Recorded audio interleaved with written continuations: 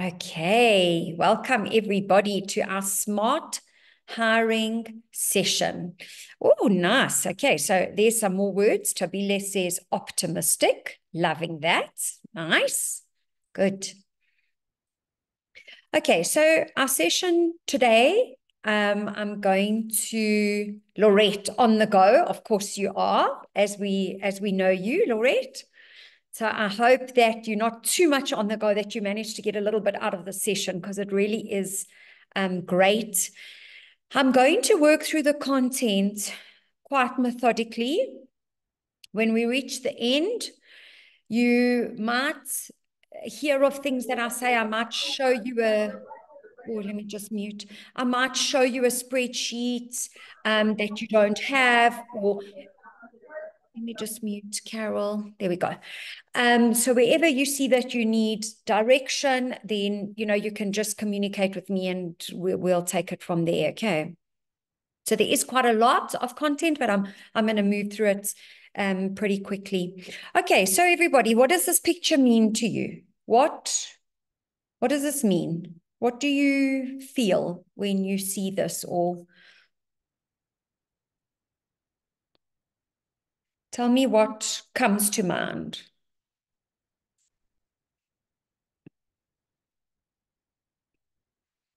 Okay, on top of the world, fun-loving, open, nice, okay. Any other words? Okay, so Anne says energy, jumping into conclusion from Hannah. Cool. Okay, so she looks determined. Okay, she is determined. And what this word, I'm so glad that I'm seeing all these words, because it really can mean anything to anyone. But what I'm using it to depict today is our word. Is our word for the year. Okay, so we've got a few more months. The word for the year is elevate. So that's essentially what this picture means. It's elevated. But all of your words apply. So Bianca said happy. She's elevated her happiness. Laurette says determined. She's elevated her determination, and so on and so on. Okay, so while we go through the content today, Tabile says elated. Yes, elevate your feelings of elation. That's brilliant. So whilst we go through the content today, I want you to bear the word in mind. So whatever it is that you are already doing, how can you elevate it? How can you improve on it?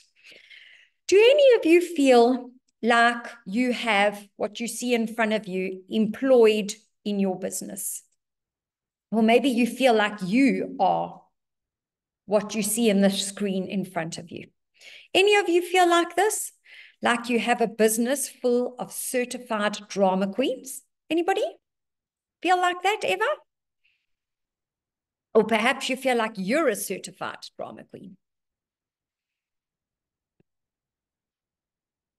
So let's have a look if you're in the right place, so that we can make sure that you're attending the right coaching session today.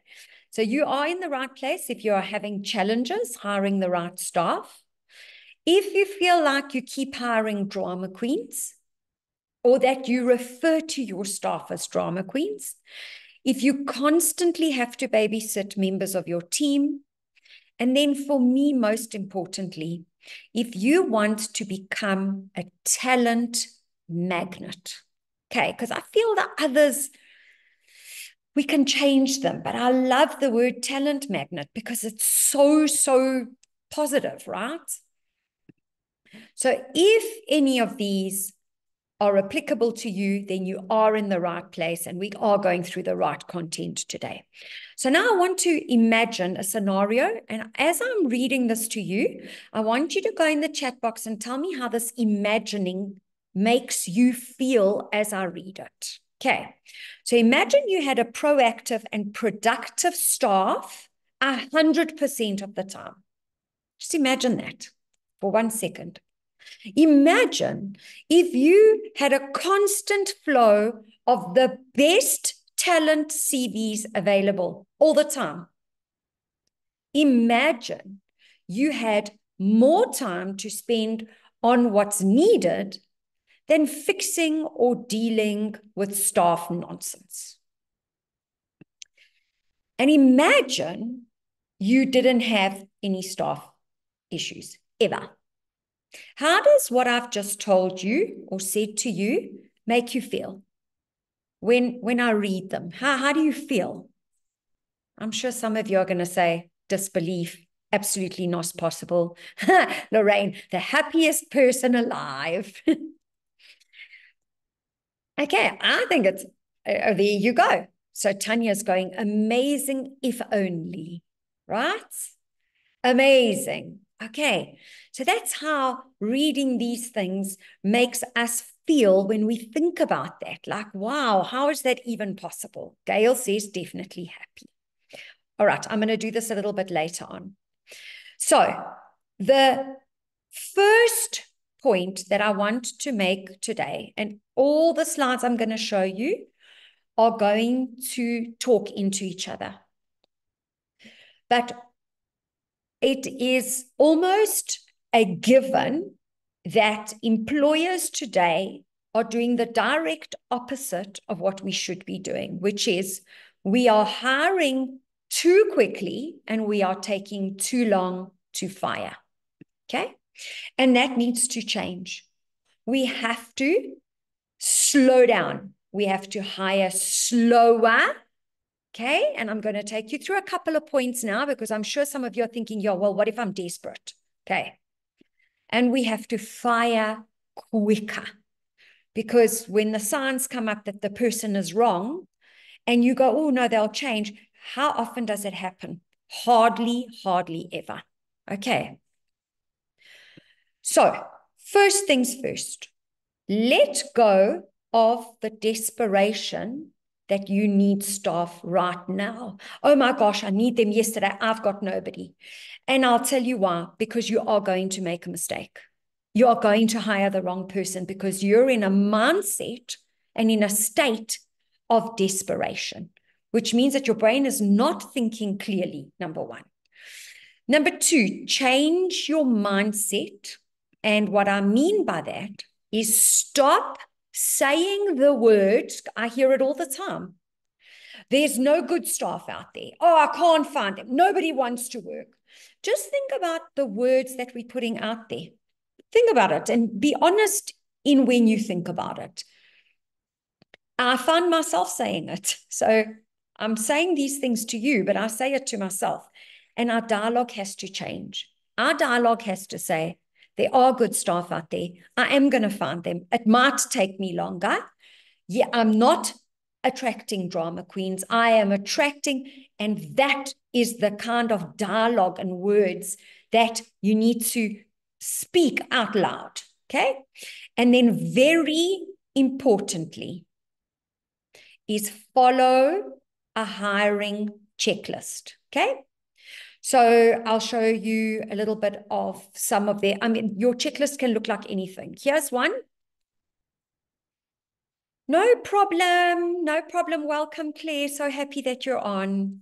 All good. All good. You can also get the recording afterwards to listen in on it again. So your checklist is there as a reminder. We've discussed checklists before. You cannot possibly remember everything.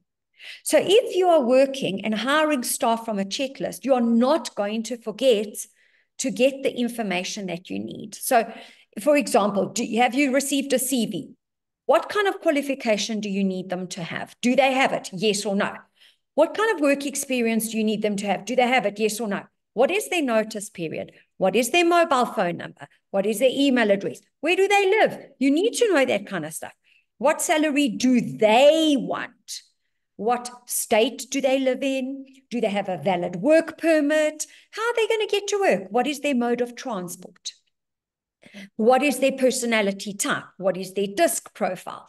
So you are going to work with a checklist and make sure, have I done a trade test? Have I done my phone calls? Have I done my working interview? And only when your checklist is fully completed can you say, right, I've actually done this properly. I've done this by the book, and this person's not correct. So our particular checklists that we work with, we categorize them. So the page that you can see in front of you shows management, therapist, and a nail tech. There's hairstylist, there's front desk, there's all the categories that you would need when you are looking to hire someone. Okay, so how are we going to do this? What is our step-by-step smart hiring process? Here they are. They're 7 steps. I'm going to take you through all 7 very quickly. The first one, and I'm going to talk into each of them for a few minutes. The first one is called the search party. The second one is called the brief. The third one, the CV. The fourth one is the interview preparation. It's a step, by the way. Preparation. We haven't got to interview yet. Step 5 is the interview. Step 6 is a trade test. Step 7 is a reference check. And step 8 is a working interview. So let's dive right in and go through them. So I want to bury step 1 immediately, okay? Step 1 is called the search party. I often get called and people will say to me, I don't know where to look. Nobody has staff. I've been putting adverts on Facebook. I've got hold of every recruiter on the planet. And I want you again to change your dialogue. Because when I get into discussions with people who say that to me, I'll go, okay, which recruiter are you working with? And they'll give me the name of one recruiter. And I'll go, okay, well, why didn't you farm it out to 3 or 4?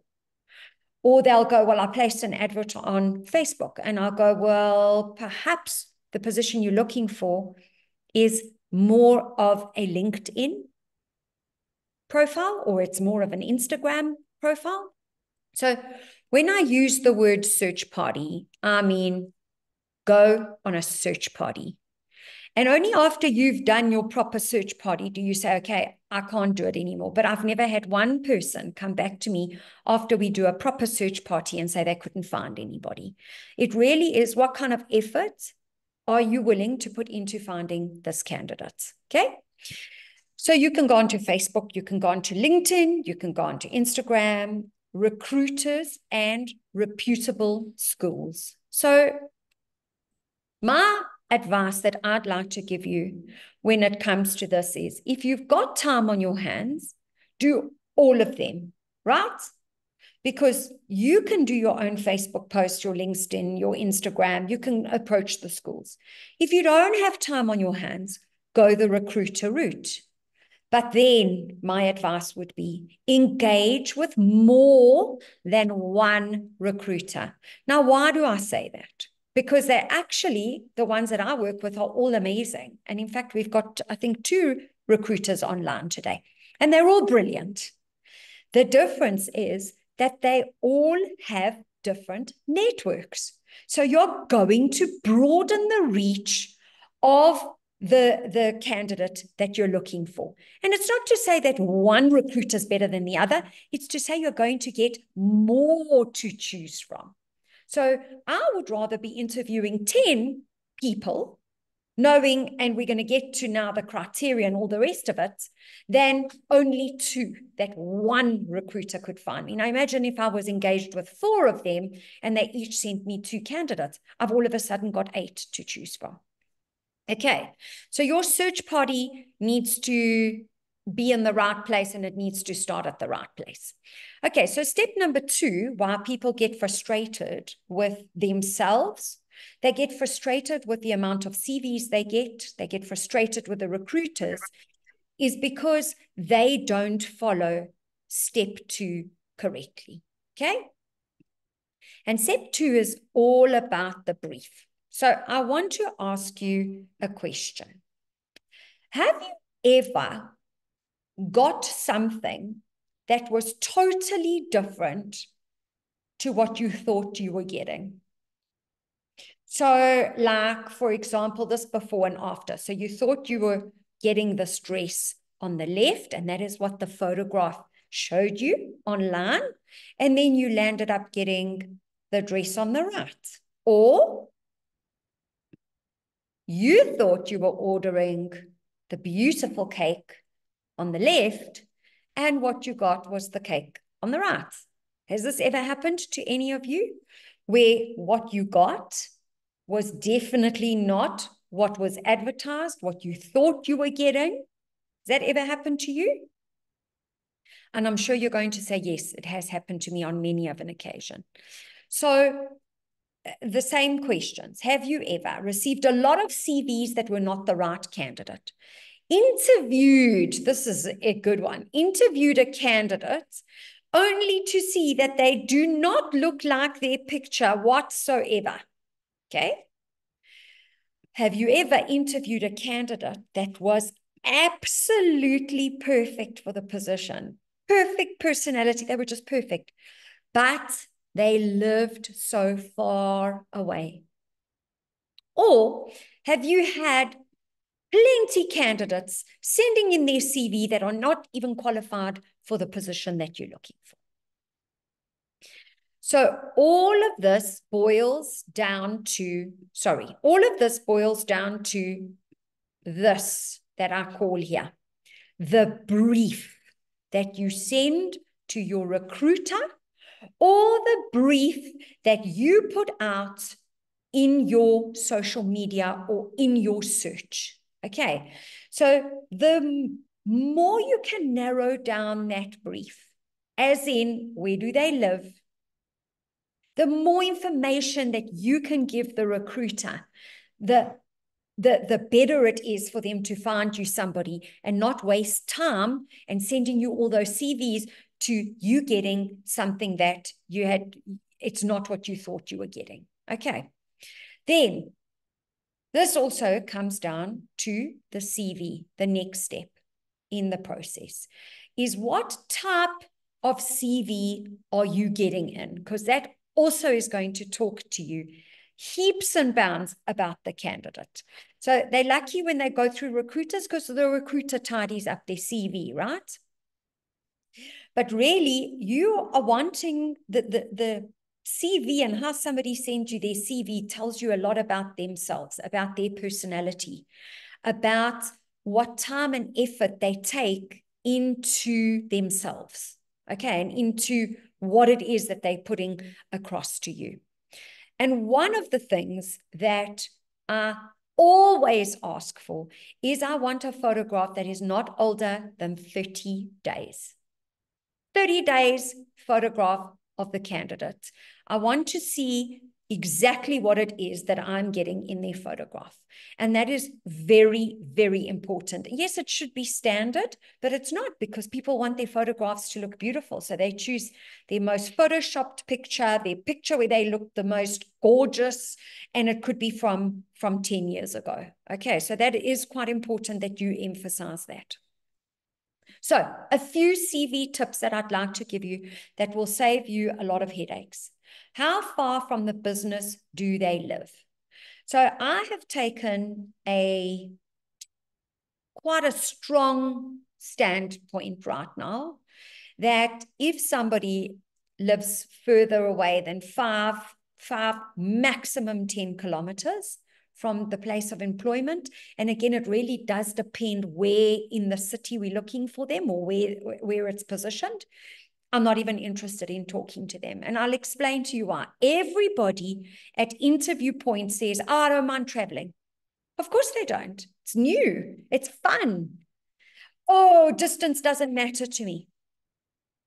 Please don't go down that road. Just walk away from the candidate. And I'll tell you why, because you will get, I'm stuck in traffic. There's been an accident. I can't find transport. I promise you that the excuses for the late coming or that I couldn't get to work today are going to be absolutely endless. So, and it's also another thing, proven fact, it is not sustainable in today's day and age. So you might have that person for 6 months. You are not going to have them for longer than that, because people sitting in traffic gives a different kind of stress and a different type of anxiety. Then something else to look for in the CV is their work experience in the skill you are looking for. So I'm going to give you an example here. Often somebody is looking for somebody to be their front desk person. But the experience that the candidate has is as a therapist. And she wanted to move from being a therapist to being at front desk, and she's got zero experience in it. I would avoid that because it's going to waste my time. I'm going to have to put in extra training for that person. Unless you have 3 front desk people and you can train somebody up, that's a different story. Also, another thing, you're looking for a lash technician, just to give you an example, and your applicants are therapists. And they are, oh no, I love training. I'll go and I'll train on it. Stay away from that. Make sure that the skill you are looking for, they have some experience in it, because you can always upskill and train them up. It's very difficult going from one aspect of a job into another, okay? Have they listed references with numbers to call? Very important, okay? And I love to look out for this because it's not often that I get it. And when I do get it, it actually blows me away.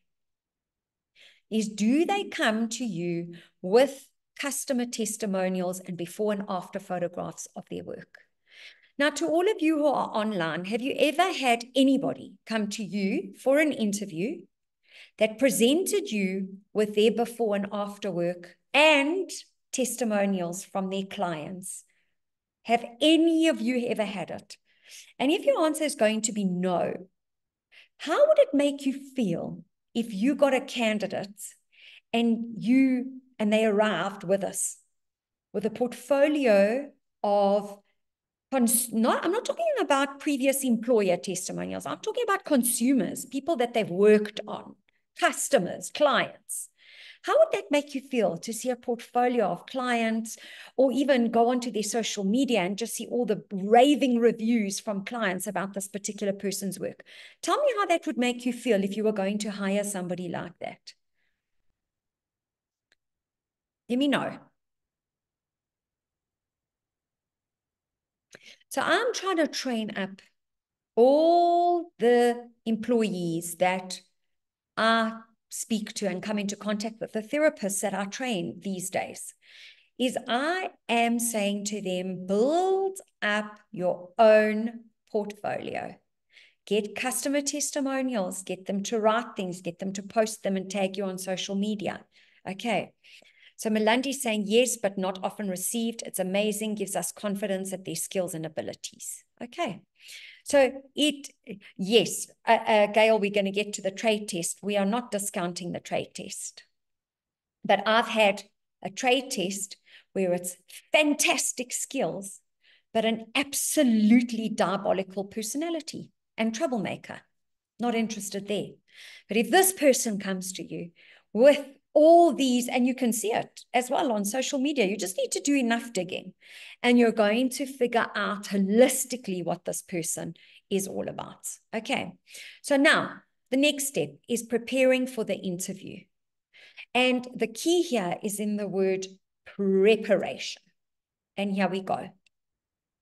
The personality profiles have to be completed and submitted before the interview. Okay, so I think I've got a picture. Let me just see. Yes. So here's the particular test I make people that I recruit, or that I interview, sorry. I make them complete this test. It is a DISC test, but it is different to the traditional DISC test, because a traditional DISC test is going to tell you, are they a D, are they an I, are they an S, or are they a C, right? This one, I go through the actual words that they have ticked, because the word tells me about the personality. And then when I'm not too sure about the word, I include it in my interview with them. Okay, so I mean, I've just come back from doing 3 interviews today, and it really does open up a whole different discussion with the candidate, because they said, well, I've never been asked that before. And it is deep diving into, well, why would you choose the word negative attitude, for example, imagine if somebody chooses negative attitude. I'd want to discuss it with them. I'd want to say, well, why do you feel you have a negative attitude? And how would you like me to employ you when this is what you're telling me you are? Okay, and remember, they are disclosing this information. So you have all the right to ask them about anything that they've ticked on this form.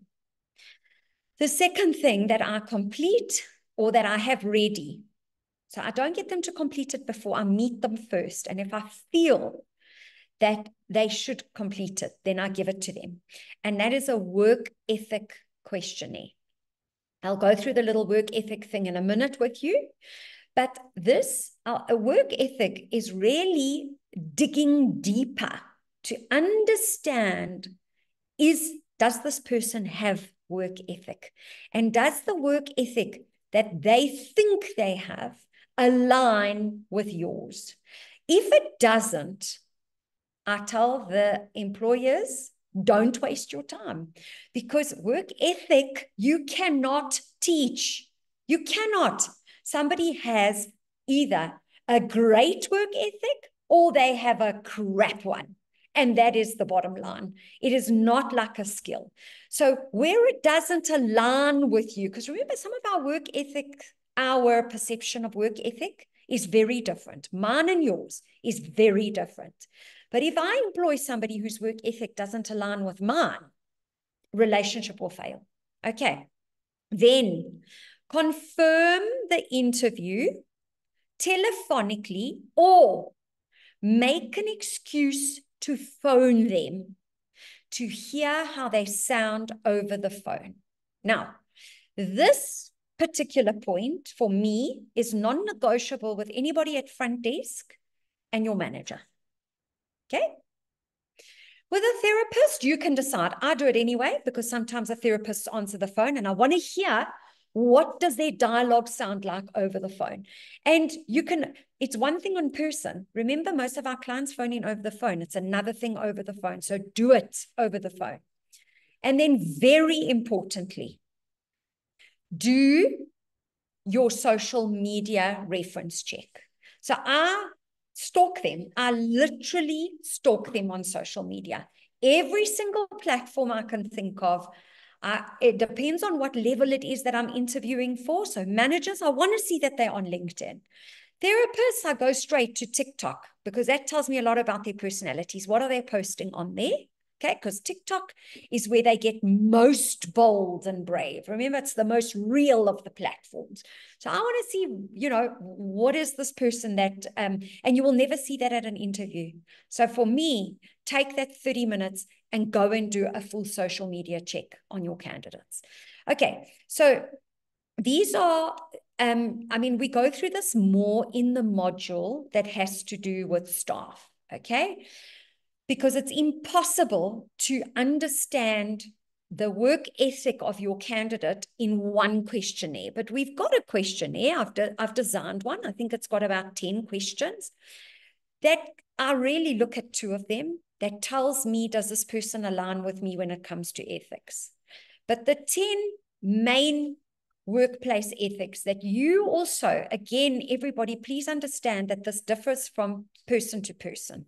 What, for example, image. Okay, so image for me in our industry is at number 10. That's how important it is. But you, as a salon owner, might not put it at number 10. You might value image at 5. That's what I mean by they have to align, okay? Communication, for me, I put it at 10 because how do we run an efficient business with people who can't communicate? Synergy, time management, oh my word, for me is at a 10. Personality, productivity, participation, mindset for me is critical. Cooperation and respect. Okay, so those are the main ones that we look at, but you need to decide as the owner, where are the most critical work ethic elements for you, and align with your candidate. And please, everybody, before you hire them, have you ever hired anybody and said, oh my God, that this person like watches their clock? Like like a hawk. It's 5 to 5 and they're already packing up and walking out the front door. Now, if that doesn't resonate with you, why do you wait until you've hired them to deal with that? Why? To give yourself a bigger headache, to have regrets, to have said, oh, shucks, I thought this person would be different. Deal with all of that before you hire them, and you're going to save yourself all those headaches. Okay, step 5, the first interview. And I'm really going to be very blunt about this because, and you know, through all of my years of interviewing, I still make mistakes. And I come back and I go, Marisa, why did you do that when you teach people that you mustn't accept it and you accepted it? So I just want to tell you that if you follow all of this, your mistakes will become 10% of mistakes. It's when you don't follow this and you let it slip through the cracks, and then you want to beat yourself up because you say, oh, I shouldn't have done it. She came and she didn't look good when she came for her first interview. Okay, so first impressions do matter, everybody, a lot. There is no bad hair day for somebody who goes for a hairdressing interview. How do you go and have an interview to be a hairstylist and your hair looks like death? How? Unacceptable. How do you go for a nail tech interview and your nails look horrendous? How do you go for a therapy interview and your skin looks shocking or you have no makeup on? How do you go for a management interview and you dressed in gym wear?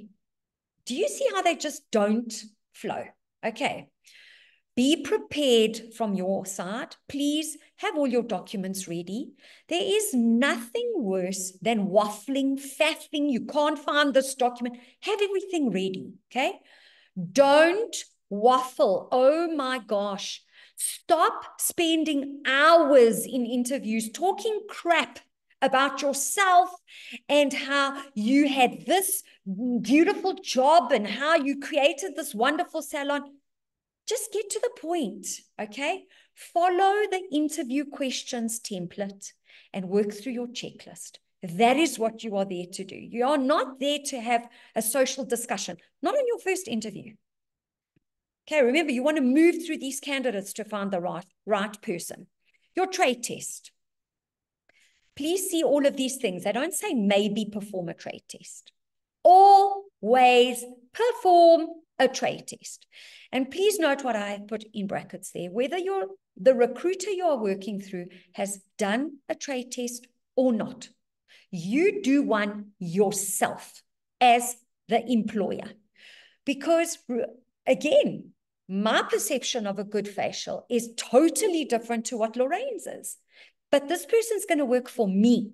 So I have to be convinced on that I like their technique, that I like how they talk to me. Okay. Also, please, everybody, I love this because every time I take people for interviews, the owners want the trade test to be the treatment that they feel like having. And that's not how I work. Okay. So for me, I want the person to do two services, not one. Okay. And I always, massages are pretty easy, everyone.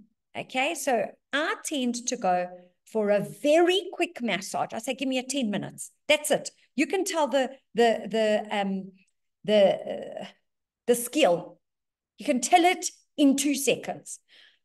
So let them do 10 minutes. See how they wow you in those 10 minutes. I like them to touch my face. Okay. Well, I don't like them to do any trade tests on me, but the best ones are on your face because you can see whether somebody really can handle a face and a facial massage, their experience there. And I also like to do things like nail painting.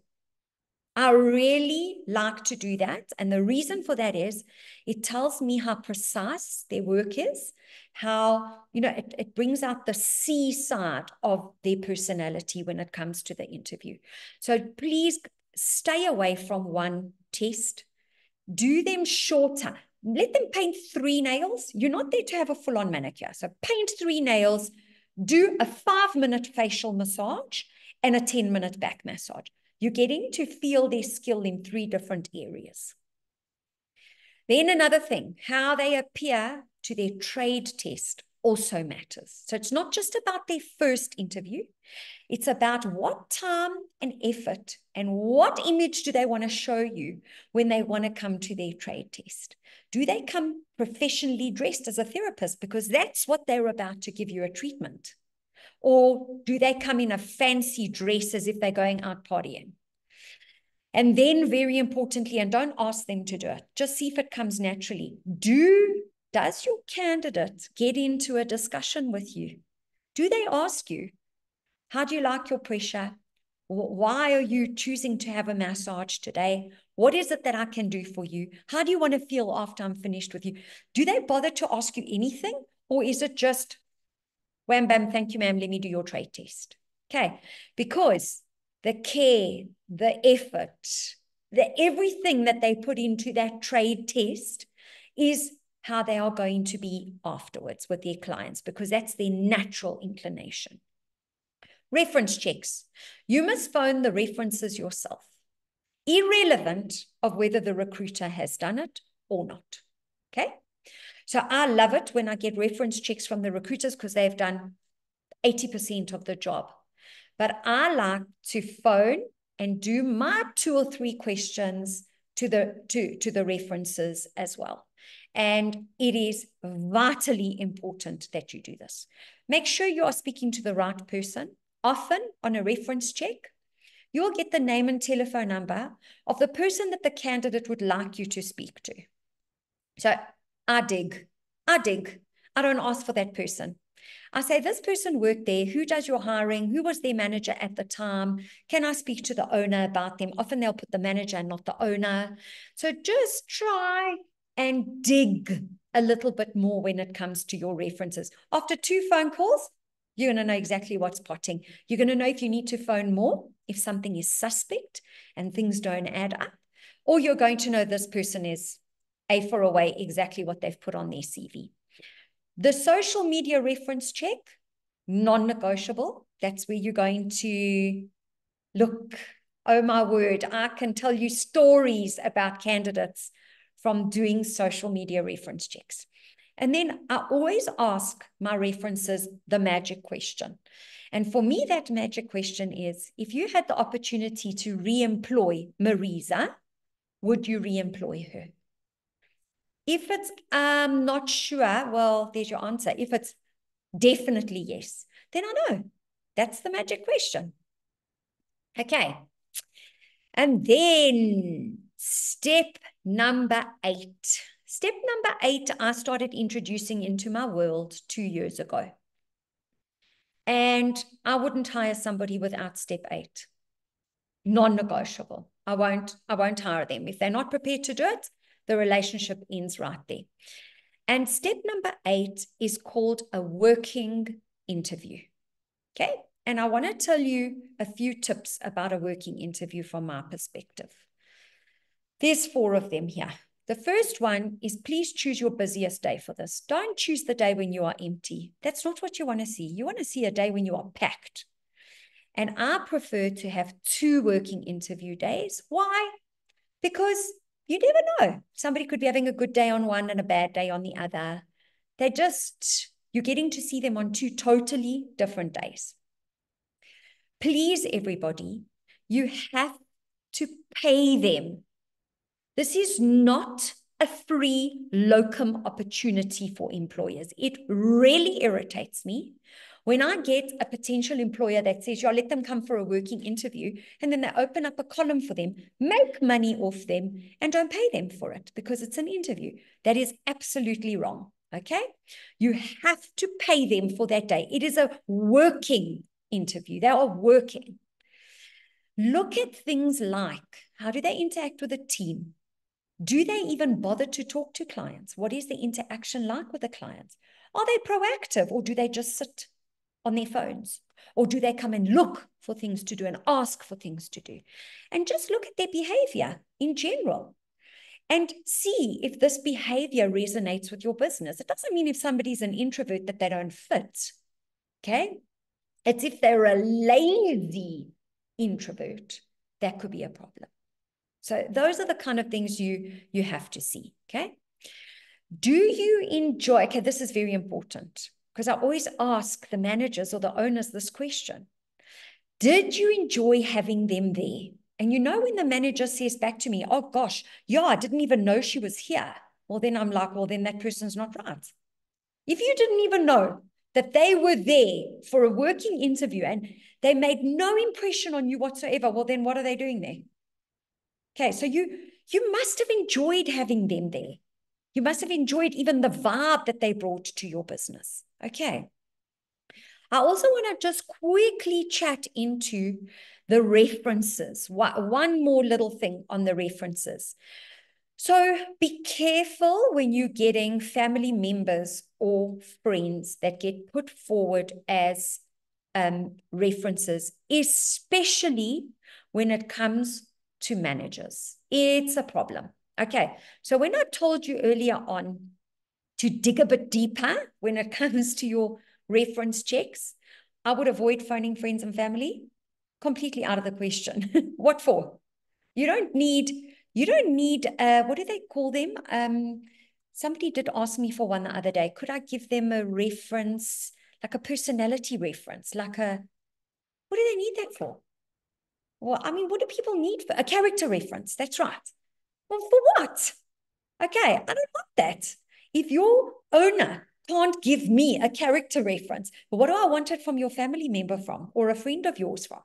Absolutely nonsense. Also, the kind of questions that you're asking must relate to the knowledge and the ability that you need them to have in the job that they are coming for. So for me, with a therapist, for example, it's important for me to understand, do they keep time? Are they on time? Those are the kind of things that I want to know. How are they with retail? Do they do consultations? Did you notice that they do consultations? So please just watch out for those fake references.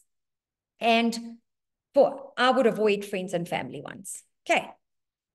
Alrighty. So those are our steps, everybody. So let me ask you quickly. Was that session valuable for you today? And I don't just want to hear, yes, it was. I would like to hear, did anything resonate different to you today? I'm not expecting a yes from you, Gail, or Melandi for that matter, but did anything resonate different that you are not doing for those owners and managers that are on the call today? Is there anywhere in this process changing how I do interviews completely? Okay. Cool. Anybody else?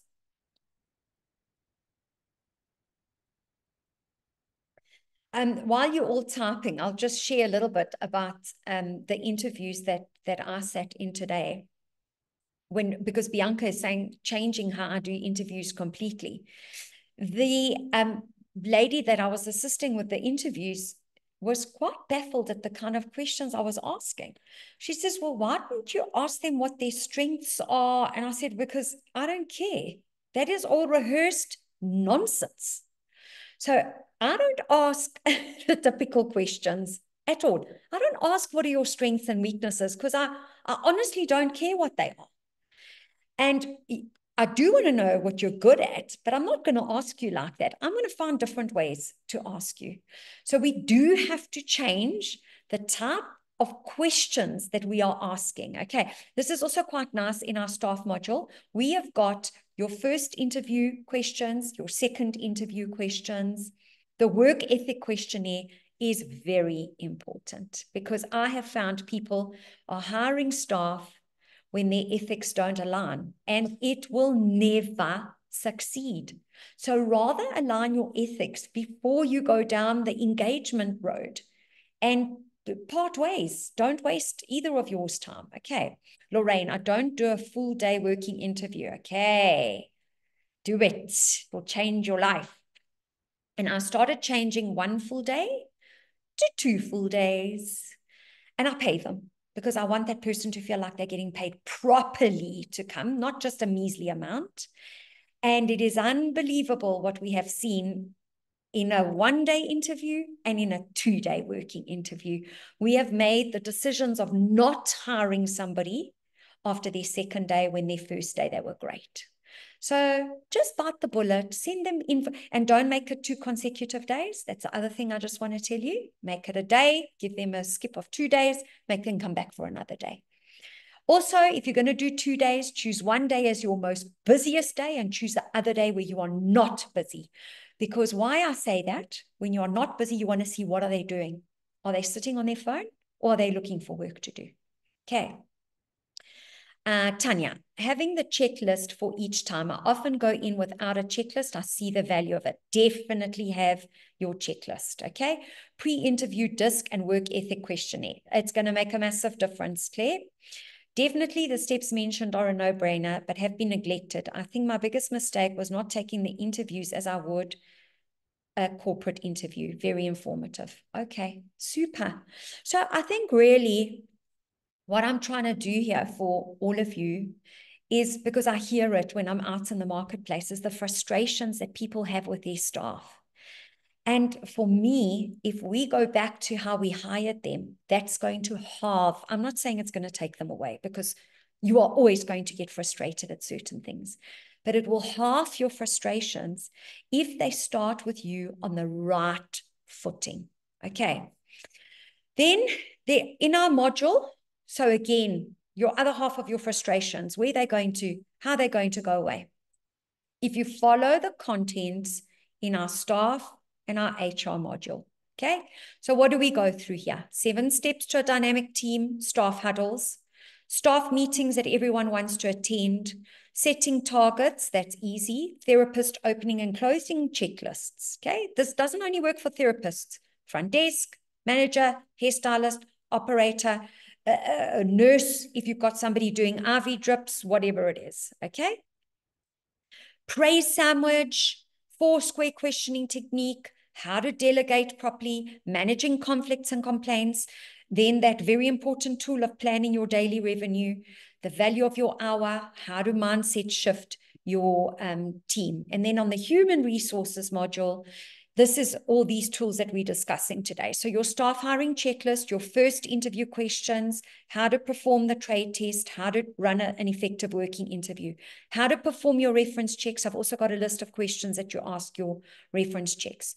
Personality profiling summary sheets. Depending on what position you are filling, you're either going to do DISC, or you're going to do Myers-Briggs and DISC, or you're going to do Myers-Briggs, DISC, and Enneagram. And then I've also got the Big 5 personality test as well. Your therapist treatment matrix, that's easy, just tells you what they do. Your job descriptions, very importantly, is your induction plan. Very importantly. This is another area where employers tell me, oh my word, what a disaster when somebody starts. And when I check on why it's a disaster, it's because this poor staff member was brought in and not given any induction. There's no staff manual. There's nothing that tells them how they take leave.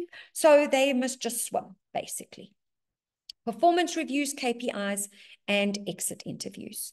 So Kim is asking, can I ask on here where other owners have been successful in finding or sourcing managers? So I don't know what everybody else would like to answer you, Kim. What I'd like to answer you is that I make use of recruiters.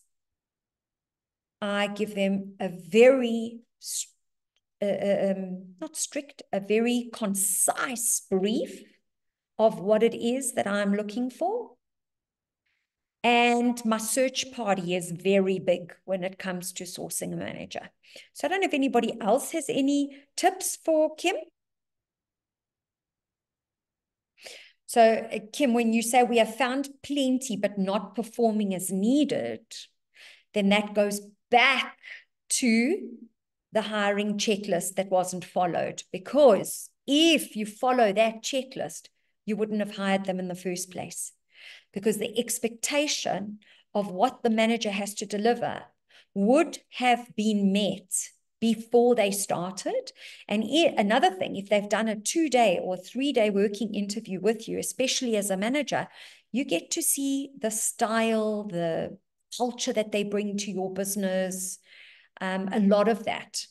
So generally we find if people stick to the checklist, they hire according to that checklist,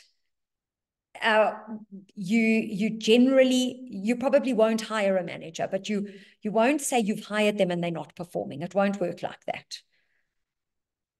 Okay. Does anybody else have any other tips for Kim where she said, is there a contract required for the working interview? No, it's a 1-day casual labor payment. So depending on the level or the person that's coming in, if it's a therapist or if it's a manager, the daily rate will change, but you are paying them for a daily rate. And I think the law states that you have to work more than 4 days in a month, and that's when a contract is required. So up to 4 days, you don't need a contract. I hope I'm right. Gail and Melandi, the two of you, oh, there we go. Gail said correct. I should hope I'm right because I've been doing this for a while. But Claire, 2 days, more than sufficient. Okay.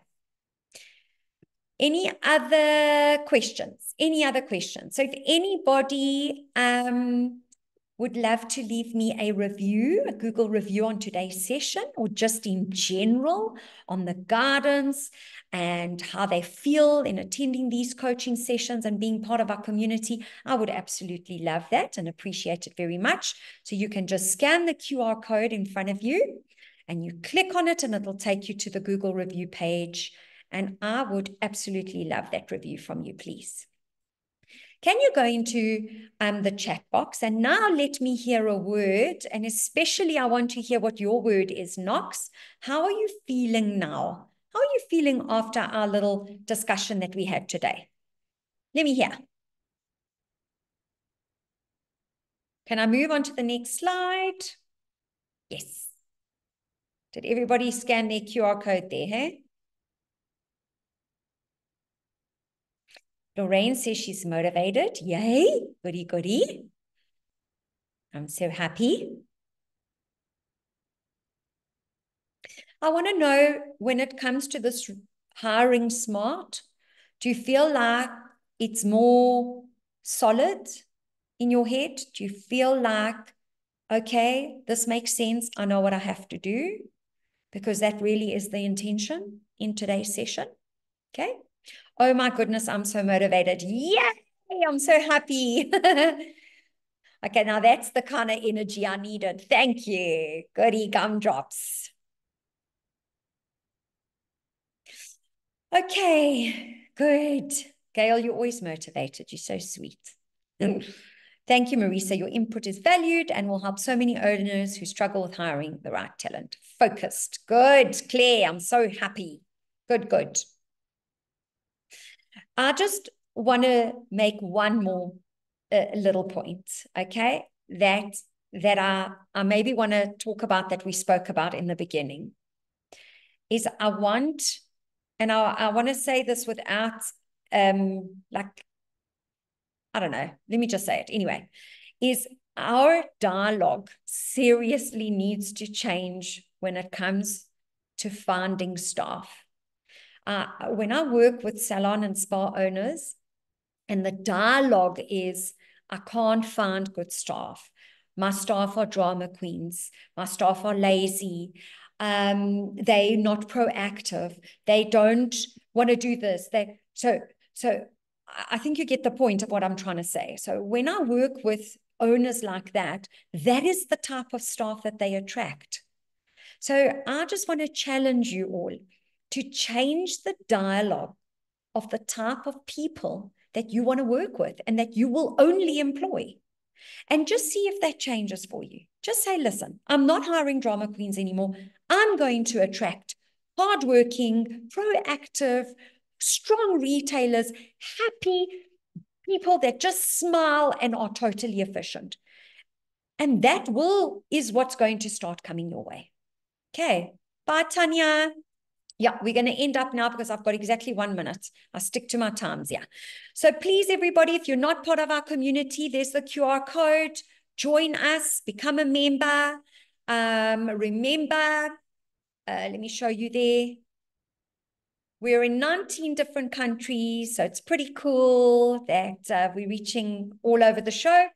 And I encourage you all to become a member and join our community of owners and managers. Okay. Divine.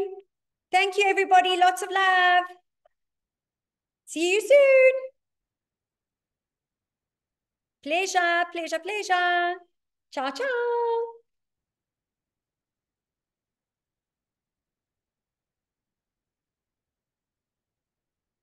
Pleasure.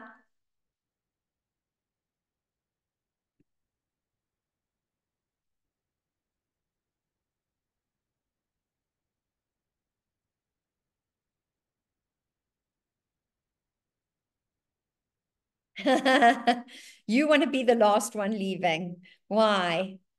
That's so cute. Pleasure, Tabile. I'm so happy, Hannah. Thanks for joining us.